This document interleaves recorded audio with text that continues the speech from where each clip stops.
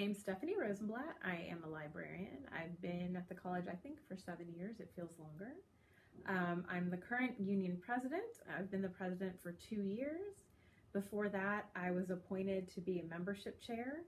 I was also appointed to be the SCI grant organizer, and that was the grant that really kind of set us off on this whole membership driving campaign that we've been on for the last, I'd say 4 years, 3 or 4 years.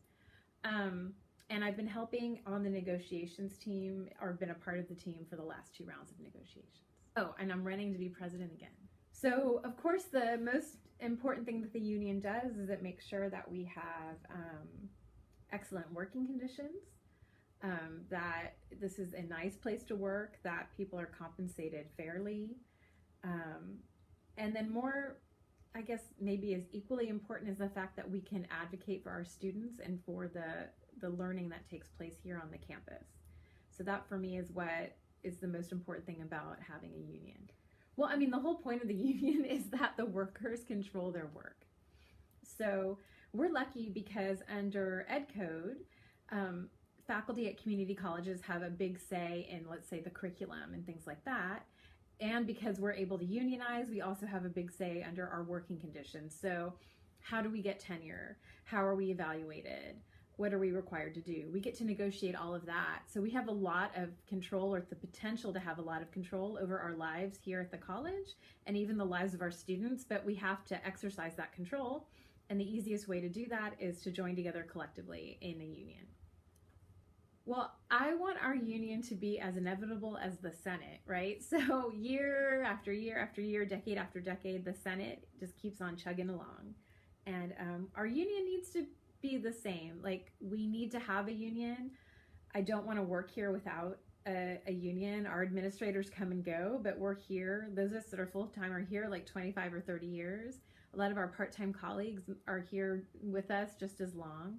And so we need to make sure we have an organization that's strong and democratic and transparent and that listens to us. As long as our union can function that way, then we can survive no matter what happens to us in the future. And then once we have those structures in place where we're talking to each other, where we're listening to each other, where we trust each other, then we can use that power to do all kinds of stuff. We can use that power to make California better, you know, so it's up to us to do it. But mostly, yeah, I want the union to be strong. And we're small enough that we should be able to listen to what each other wants and be able to help each other out. I love data. Because I'm a librarian, I don't have a problem making myself do really tedious tasks. And sometimes those tedious tasks are what's required so you can do the big fun things. I don't mind putting my brain to trying to figure out the data problem and organizing the work around the data, because without that information, we can't do anything else.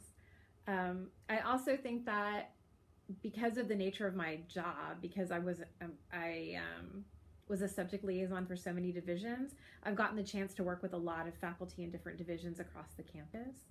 And so I know a lot of different people on campus, and I think that helps me because when we need someone to help us or we're trying to connect people to each other, I have in my head this kind of list of people with things that they're interested in and things that they're good at. And so it helps me connect people to each other, and it's helping me get a better idea of all of the needs across the campus. Well, I mean, I think that the key to having a strong union is having people talk to each other. And oftentimes when you work in education, especially the system we work in now, people are sort of siloed off from each other, or even, you could say even honeycombed off.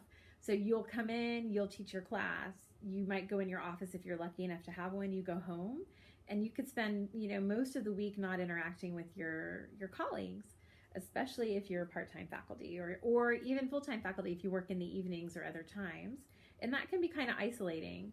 And often as academics, we might choose that isolation because it can be easier sometimes. But it's probably good for us to, you know, rub up against each other and communicate with each other and be around each other a little bit more. And I think it's especially important for people who are new to their career, for them to be able to bounce their ideas off each other, to talk about the issues that they're having, to talk about their great ideas and their dreams.